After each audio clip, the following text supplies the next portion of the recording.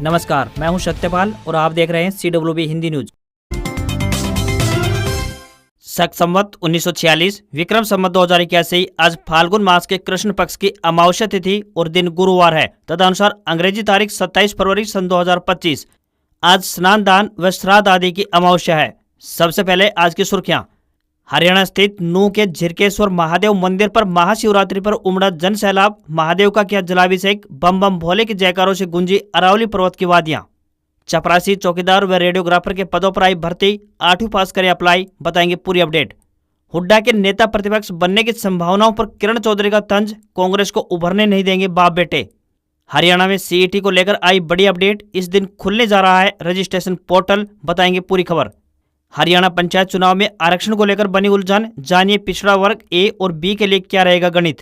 हरियाणा के प्राइमरी स्कूलों में 17 मार्च से परीक्षा शुरू। बाल वाटिका से लेकर 5वीं कक्षा तक के विद्यार्थी होंगे शामिल। इंग्लैंड चैंपियंस ट्रॉफी से बाहर, अफगानिस्तान ने 8 रन से हराया। और महाकुंभ में बने महारिकॉर्ड। अमेरिका की आबादी से 2 गुने यानी 66 करोड़ से ज्यादा श्रद्धालुओं ने किया संगम स्नान, बना विश्व रिकॉर्ड। और अब खबरें विस्तार से।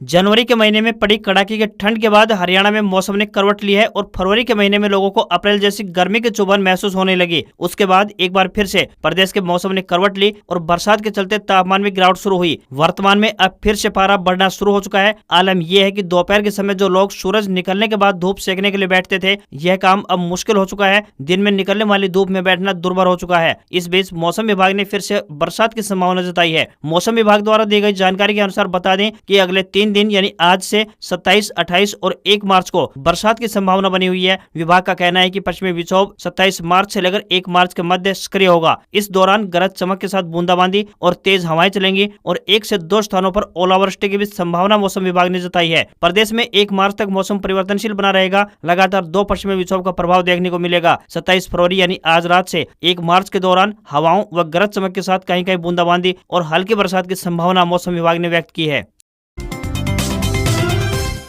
एक्स सर्विसमैन कंट्रीब्यूटरी यानी ECHS health scheme station Sirsa में चपरासी चौकीदार व रेडियोग्राफर के पदों पर नियुक्ति होने जा रही है। बता दें कि ये भर्तियां संविदा आधार पर की जाएंगी। उम्मीदवार इन पदों के लिए ऑफलाइन माध्यम से अप्लाई कर सकते हैं। मेल और फीमेल दोनों कैंडिडेट्स अपने आवेदन भेज सकते हैं। सैलरी 16,800 रुपए से लेकर 28,100 रुपए पर मंथ मिलेगी। आवेदन करने की आखिरी तारीख 9 मार्च 2025 रहेगी। चौकीदार व चपरासी के पदों के लिए आवेदक 8वीं पास होने चाहिए। तो वहीं रेडियोग्राफर के पदों के लिए आवेदक रेडियोग्राफी में डिप्लोमा धारक या फिर क्लास 1 रेडियोग्राफर यानी आर्म्ड फोर्सेज होने चाहिए। इन पदों के लिए कोई भी आवेदन शुल्क नहीं देना होगा। न्यूनतम आयु 18 वर्ष और अधिकतम आयु 53 वर्ष तय की गई है। हरियाणा विद्यालय शिक्षा बोर्ड यानी HBSC की 10वीं और 12वीं की परीक्षाएं आज यानी बृहस्पतिवार से शुरू हो रही हैं। इसको लेकर जिला शिक्षा विभाग की तरफ से तैयारियां पूरी हो चुकी हैं। परीक्षा का समय दोपहर 12:30 बजे से लेकर 3:30 बजे तक रहेगा। परीक्षा केंद्रों पर परीक्षार्थियों की एंट्री 1 घंटे पहले शुरू हो जाएगी और 12 बजे के बाद किसी को भी प्रवेश नहीं मिलेगा। विद्यार्थियों को अपने एडमिट कार्ड के अलावा अपने साथ लेखन सामग्री ले जाने की अनुमति रहेगी। इसके अतिरिक्त परीक्षार्थियों को अपना आधार कार्ड भी साथ ले जाना अनिवार्य होगा। इसके साथ ही परीक्षा केंद्रों पर परीक्षा को नकल मुक्त बनाने के लिए 3 स्तरीय जांच की जाएगी। परीक्षा केंद्र में प्रवेश करने से पहले और उसके बाद प्रवेश करते समय जांच होगी। विद्यार्थियों के कमरे में एंट्री करने से पहले मेटल डिटेक्टर मशीन से अंतिम बार जांच होगी। परीक्षा के दौरान परीक्षार्थियों को परीक्षा केंद्र पर प्रवेश पत्र, स्कूल ID कार्ड, पारदर्शी पानी की बोतल, पेन पेंसिल, पारदर्शी ज्योमेट्री बॉक्स और केवल एनालॉग घड़ी ले जाने की अनुमति होगी। डिजिटल घड़ी ले जाने की अनुमति नहीं होगी। इसके अलावा परीक्षार्थी केंद्र पर विद्यालय की अनुमति के बाद ही दवा लेकर जा सकते हैं। किसान नेता जगजीत सिंह डल्लेवाल का स्वास्थ्य लगातार गिरता जा रहा है। आमरण अनशन के 93वें दिन यानी बुधवार सुबह 5 बजे उनका तापमान 103.6 डिग्री सेल्सियस पहुंच गया, जिससे किसान समुदाय में चिंता बढ़ गई। डॉक्टरों की टीम लगातार उनकी सेहत पर नजर बनाए हुए है। नवीनतम मेडिकल रिपोर्ट में डल्लेवाल की यूरिन रिपोर्ट में कीटोन पॉजिटिव पाया गया है, जो उनके स्वास्थ्य के लिए गंभीर संकेत माना जा रहा है। किसान नेता अभिमन्यु कोहाड़ ने बताया कि 22 फरवरी को सरकार के साथ हुई बैठक के बाद ही डल्लेवाल का स्वास्थ्य अचानक बिगड़ गया था, जिसके चलते उन्हें रात भर चंडीगढ़ में ही रुकना पड़ा था। अगले दिन सुबह उन्हें खनौरी किसान मोर्चे पर वापस लाया गया। राज्यसभा सदस्य किरण चौधरी ने पूर्व मुख्यमंत्री भूपेंद्र सिंह हुड्डा पर कटाक्ष करते हुए कहा कि हुड्डा को भाजपा में लाने की जरूरत नहीं है, क्योंकि वह पहले से ही भाजपा के लिए काम कर रहे हैं। उन्होंने हुड्डा और उनके बेटे दीपेंद्र सिंह हुड्डा पर निशाना साधते हुए कहा कि जब तक ये दोनों कांग्रेस में हैं, पार्टी आगे नहीं बढ़ सकती। बुधवार को भिवानी में अपने आवास पर पत्रकारों से बातचीत में किरण चौधरी ने कहा कि दिल्ली चुनाव में कांग्रेस का सुपड़ा साफ हो गया और अब पार्टी के खत्म होने के पूरे आसार हैं। उन्होंने दावा किया कि निकाय चुनाव में भाजपा पूर्ण बहुमत से जीत दर्ज करेगी। हुड्डा की भाजपा में आने की चर्चा पर तंज कसते हुए किरण चौधरी ने कहा कि हुड्डा तो शुरू से ही हमारे यानी भाजपा के साथ हैं और हमारा ही काम कर रहे हैं। इसके लिए मैं उनका आभार जताती हूं। किरण चौधरी ने कहा कि कांग्रेस में कुछ बचा नहीं है और अब हर नेता जनहित के कामों के लिए दूसरी पार्टियों में जगह तलाश रहा है। हुड्डा के नेता प्रतिपक्ष बनने की संभावनाओं पर टिप्पणी करते हुए उन्होंने कहा कि जब तक बाप बेटा यानी भूपेंद्र और दीपेंद्र हुड्डा कांग्रेस में बैठे हैं, तब तक पार्टी उभरने वाली नहीं है। ऐसे नेताओं की वजह से ही कांग्रेस खत्म हो रही है। किरण चौधरी ने भिवानी में स्टार्स यूनिवर्सिटी और मेडिकल कॉलेज में स्पोर्ट्स ट्रॉमा सेंटर स्थापित करने की मांग भी उठाई। उन्होंने कहा कि सरकार को खेल और स्वास्थ्य क्षेत्र को प्राथमिकता देनी चाहिए ताकि प्रदेश में खेल प्रतिभाओं और मरीजों को बेहतर सुविधाएं मिल सकें। निकाय चुनाव के बीच मुख्यमंत्री नायब सिंह सैनी ने केंद्रीय मंत्री मनोहर लाल खट्टर से मुलाकात की। मुलाकात के दौरान प्रदेश अध्यक्ष मोहनलाल बडोली और संगठन मंत्री फणींद्र नाथ शर्मा मौजूद रहे। बैठक के दौरान मनोहर लाल खट्टर ने सीएम सैनी से निकाय चुनाव का फीडबैक लिया। मुख्यमंत्री सैनी हर निकाय में जाकर पार्टी उम्मीदवारों के लिए चुनाव प्रचार कर रहे हैं। इस दौरान सीएम सैनी ने भरोसा दिलाया है कि हरियाणा में ट्रिपल इंजन की सरकार बनने जा रही है। मुलाकात के दौरान बजट सत्र को लेकर भी चर्चा हुई। 7 मार्च से हरियाणा का बजट सत्र शुरू हो रहा है। सैनी से पहले पूर्व सीएम मनोहर लाल खट्टर बजट पेश करते आए हैं। अब वित्त मंत्री के तौर पर सीएम सैनी को बजट पेश करना है। बैठक के दौरान 2025-26 के बजट में शामिल होने वाले प्रमुख योजनाओं के बारे में भी उन्होंने चर्चा की। बैठक के बाद यह भी कयास लगाया जा रहा है कि अफसरशाही में भी बदलाव हो सकता है। वरिष्ठ आईएएस अनुराग रस्तोगी के मुख्य सचिव बनने के बाद कई अफसरों के विभाग में बदलाव किया जा सकता है। हरियाणा की सभी सरकारी प्राइमरी स्कूलों में 17 मार्च से परीक्षाएं शुरू होने जा रही हैं। इसके लिए बाल वाटिका से लेकर 5वीं कक्षा तक के विद्यार्थी परीक्षा में शामिल होंगे। इसके साथ ही डिपार्टमेंट ने उन कौशलों पर फोकस करने के निर्देश दिए हैं जिन्हें सीखने में विद्यार्थियों को समस्याएं आ रही हैं। हरियाणा स्कूल शिक्षा परियोजना परिषद ने प्रदेश के सभी जिला मौलिक शिक्षा अधिकारियों, डाइट प्राचार्यों, खंड शिक्षा अधिकारियों और जिला FLN समन्वयकों को पत्र जारी कर दिया है। इस पत्र में बाल वाटिका के अतिरिक्त कक्षा 1 से कक्षा 5 तक के विद्यार्थियों की परीक्षा और रिवीजन के लिए विषयवार कौशल तैयार करने के निर्देशित किया गया है। ऐसे में सभी शिक्षक अपने विद्यार्थियों को वार्षिक परीक्षा के लिए प्रभावी रूप से तैयार कराएं। शिक्षक विषय रूप से उन दक्षताओं पर ध्यान दें जिनमें विद्यार्थियों को सीखने में परेशानी हो रही है। हरियाणा से खाटू श्याम नगरी जाने वाले श्रद्धालुओं के लिए रेलवे ने 2 विशेष ट्रेनों के संचालन की घोषणा की है। ये ट्रेनें 1 मार्च और 9 मार्च से शुरू होकर मेले के समापन तक चलेंगी, जिससे श्रद्धालुओं को यात्रा में बड़ी राहत मिलेगी। रेलवे की इस पहल से खाटू श्याम के भक्तों को भी यात्रा में बड़ी राहत मिलने वाली है। गाड़ी संख्या 09725 जयपुर सकूर बस्ती मेला स्पेशल ट्रेन 1 मार्च से 15 मार्च तक रोजाना चलेगी। यह ट्रेन जयपुर से सुबह 7 बजे रवाना होकर दोपहर 2:30 बजे सकूर बस्ती पहुंचेगी। वापसी में गाड़ी संख्या 09726 सकूर बस्ती ढेरका बालाजी मेला स्पेशल दोपहर 3:50 पर रवाना होकर रात 10:50 पर जयपुर पहुंचेगी। यह ट्रेन ढेरका बालाजी, निंदड़, बेनाड, चौमू, सामोद, गोविंदगढ़, रिंगस, श्रीमाधोपुर, कांवट, नीमका थाना, माउंडा, डाबला, निजामपुर, नारनौल, अटेली, कुंड, रेवाड़ी, झज्जर, अस्तल बोहर और बहादुरगढ़ स्टेशनों पर रुकेगी। ट्रेन में 9 सामान्य श्रेणी और 2 घाट डिब्बों सहित कुल मिलाकर 11 कोच होंगे। वहीं कुरुक्षेत्र से खाटू श्याम जाने वाले श्रद्धालुओं के लिए भी गाड़ी संख्या 09727 मदार अजमेर कुरुक्षेत्र मेला स्पेशल ट्रेन 9 मार्च से 12 मार्च तक चलेगी। यह ट्रेन सुबह 9:20 पर मदार से रवाना होकर शाम 7:40 पर कुरुक्षेत्र पहुंचेगी। वापसी में गाड़ी संख्या 09728 कुरुक्षेत्र मदार स्पेशल ट्रेन रात 9:25 पर कुरुक्षेत्र से रवाना होकर अगले दिन सुबह 8 बजे मदार पहुंचेगी। यह train Kishangarh, Naraina, Phulera, renewal, rings, Shrimadhopur, Kanwat, Neemka थाना, डाबला, निजामपुर, नारनौल, अटेली, कुंड, रेवाड़ी, झज्जर, रोहतक, जींद, नरवाना और कैथल स्टेशनों पर रुकती हुई चलेगी।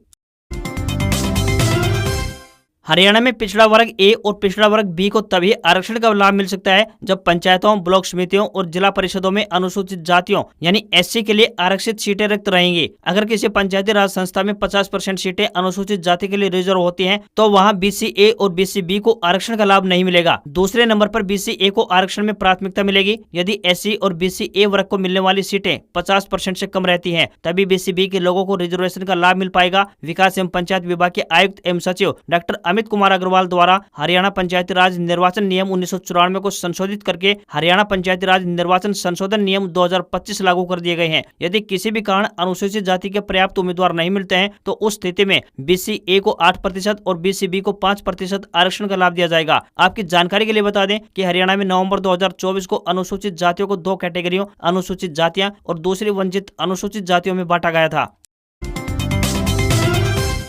सब कुछ योजना अनुसार रहा तो होली से पहले हरियाणा वालों को सरकार की तरफ से बड़ी सौगात मिलने वाली है। दरअसल होली से पहले अलीगढ़ पलवल नेशनल हाईवे का कार्य शुरू हो जाएगा। इसकी रूपरेखा भी तैयार हो चुकी है। इस परियोजना के तहत 72 किलोमीटर लंबी सड़क का निर्माण कार्य किया जाएगा। 1361 करोड़ रुपए की इस सड़क का निर्माण होने से अलीगढ़ से हरियाणा, राजस्थान और दिल्ली का सफर आसान हो जाएगा। इसका जिम्मा CDS इंफ्रास्ट्रक्चर प्राइवेट लिमिटेड को दिया गया है। NHAI ने कहा है कि होली से पहले ही अलीगढ़ पलवल हाईवे का निर्माण कार्य प्रारंभ कर दिया जाएगा। किसानों को भूमि अधिग्रहण की एवज में 100 करोड़ रुपए का मुआवजा वितरित किया जा चुका है और बाकी पर भी कार्रवाई चल रही है।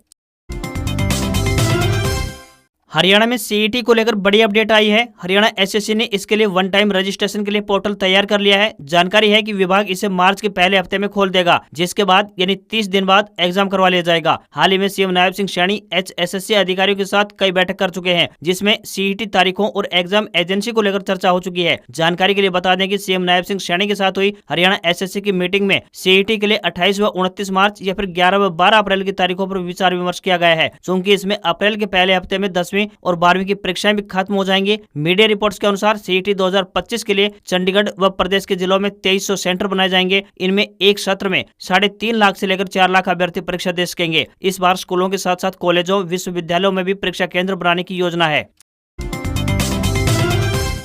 बुधवार को सूर्यास्त के साथ दुनिया के सबसे बड़े आयोजन यानी महाकुंभ का समापन हो चला है। 45 दिन चले इस महा आयोजन के आखिरी दिन शिवरात्रि के अवसर पर रात 8 बजे तक 1 करोड़ 53 लाख लोग स्नान कर चुके हैं। इससे पहले 44 दिन में 65 करोड़ श्रद्धालु डुबकी लगा चुके हैं। यह आंकड़ा अमेरिका की आबादी तकरीबन 34 करोड़ से दोगुना है। संगम में डुबकी लगाने वालों की यह संख्या 193 देशों की जनसंख्या से ज्यादा है। सिर्फ भारत और चीन की आबादी महाकुंभ आए श्रद्धालुओं से ज्यादा है। योगी सरकार ने दावा किया है कि दुनिया में हिंदुओं की आधी आबादी के बराबर यहाँ लोग आए हैं। बुधवार को एक्ट्रेस प्रीति जिंटा ने भी महाकुंभ जाने का वीडियो शेयर किया। लिखा, जो अनुभव हुआ उसे बता नहीं सकती। 144 वर्षों के बाद ऐसे दुर्लभ संयोग के कारण पूरे देश और दुनिया में एक अलग तरह का आकर्षण था। PM मोदी के कुशल मार्गदर्शन और CM योगी आदित्यनाथ के नेतृत्व में महाकुंभ पर्व को सुरक्षित संपन्न कराने के लिए सभी आवश्यक कदम उठाए गए। यूपी के CM योगी आदित्यनाथ ने सोशल मीडिया प्लेटफॉर्म X पर एक पोस्ट किया है, जिसमें लिखा, मानवता का महायज्ञ, आस्था, एकता और समता का महापर्व महाकुंभ 2025 प्रयागराज आज महाशिवरात्रि के पवित्र स्नान के साथ ही अपनी पूर्ण आहुति की ओर अग्रसर है। 13 जनवरी पौष पूर्णिमा से प्रारंभ महाकुंभ 2025 प्रयागराज में आज 26 फरवरी महाशिवरात्रि की तिथि तक कुल 45 दिनों में 66 करोड़ 21 लाख से अधिक श्रद्धालुओं ने पावन त्रिवेणी में स्नान का पुण्य लाभ प्राप्त किया। विश्व इतिहास में यह अभूतपूर्व है, अविस्मरणीय है। पूज्य अखाड़ों, साधु संतों, महामंडलेश्वरों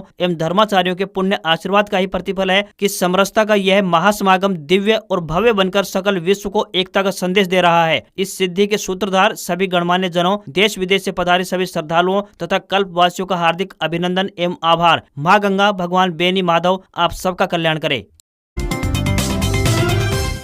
हरियाणा के नूंह जिले के फिरोजपुर झिरका स्थित अरावली की गोद में बसे ऐतिहासिक पांडुकालीन झिरकेश्वर महादेव मंदिर पर हजारों श्रद्धालुओं ने भगवान शिव पर जलाभिषेक किया। महाशिवरात्रि के पावन पर्व पर दिल्ली, गुरुग्राम, उत्तर प्रदेश, राजस्थान के श्रद्धालु अपनी मनोकामना पूरी करने के लिए शिवलिंग पर जलाभिषेक करने के लिए पहुंचे और अरावली की वादियां श्रद्धालुओं के बम बम भोले के जयघोष से गूंज उठी। शिव मंदिर समिति ने भव्य मेले का भी आयोजन किया। मेले की व्यवस्था संभालने के लिए शिव मंदिर समिति के लोगों ने एक दिन पहले ही मोर्चा संभाला और मंदिर परिसर की पूरी व्यवस्था चाक चौबंद रखी। वहीं श्रद्धालुओं के लिए भी जगह जगह भंडारे का आयोजन किया गया, जहां लोगों ने भंडारे प्रसाद का लुत्फ उठाया और पूरा मंदिर रंग बिरंगे फूल व रंग बिरंगी लाइटों से सजाया गया। मंदिर परिसर पर श्रद्धालुओं की भीड़ इतनी जबरदस्त थी कि मंदिर की VIP लाइन भी श्रद्धालुओं से खचाखच भरी रही। चिलचिलाती धूप में लाइन में लगे श्रद्धालुओं को करीब 5 से 6 घंटे बाद अपने आराध्य देवों के देव महादेव के दर्शन मिले। प्राचीन झिरकेश्वर शिव मंदिर का इतिहास हजारों साल पुराना है। इसे पांडवों ने अज्ञातवास के दौरान बनाया था। पांडवों ने यहाँ भगवान शिवलिंग की स्थापना की थी। भोले बाबा सबकी मनोकामनाएं पूर्ण करते हैं, ऐसी लोगों की आस्था मंदिर के प्रति बनी हुई है। अरावली की वादियों में ऐतिहासिक पांडुकालीन प्राचीन शिव मंदिर लाखों लोगों की आस्था का केंद्र है।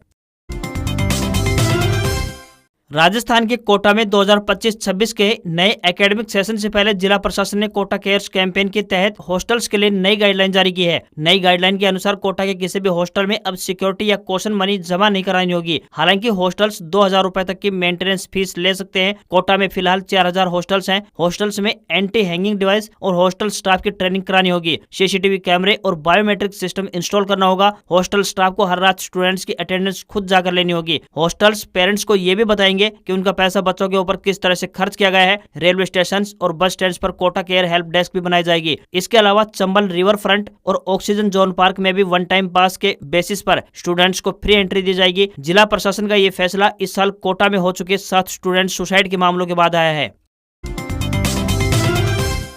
Indian EV startup Revolt Motors ने भारत में नई electric bike RV Blaze X को लॉन्च कर दिया है। कंपनी का दावा है कि RV Blaze X full charge पर 150 किलोमीटर की रेंज देती है। फ्रंट स्टोरेज बॉक्स और अंडर सीट चार्जर कंपार्टमेंट जैसे फीचर्स दिए गए हैं। कंपनी ने इसकी कीमत 1,15,000 रुपए रखी है। बायर्स इसे रिवॉल्ट की ऑफिशियल वेबसाइट या डीलरशिप पर 499 रुपए टोकन अमाउंट देकर बुक कर सकते हैं। मार्च के पहले हफ्ते में बाइक की डिलीवरी शुरू होगी। भारत में इसका मुकाबला ओला रोडस्टर एक्स से रहेगा। लुक और डिजाइन के मामले में बाइक एंट्री लेवल मॉडल यानी RV1 जैसी है। बाइक सिंगल चार्ज में 150 किलोमीटर की IDC सर्टिफाइड रेंज देती है। इसके साथ ही बैटरी फास्ट चार्जिंग को सपोर्ट करती है। फास्ट चार्जर से ये 80 मिनट में 80% चार्ज हो सकती है। वहीं नॉर्मल चार्ज से बाइक को फुल चार्ज होने में 3.5 घंटे का समय लगेगा। आज खबरों में बस इतना ही। देखते रहिए आपका अपना हरियाणा का सबसे बेहतरीन news channel CWB Hindi news. नमस्कार। इसी आशा के साथ आपका दिन शुभ रहे।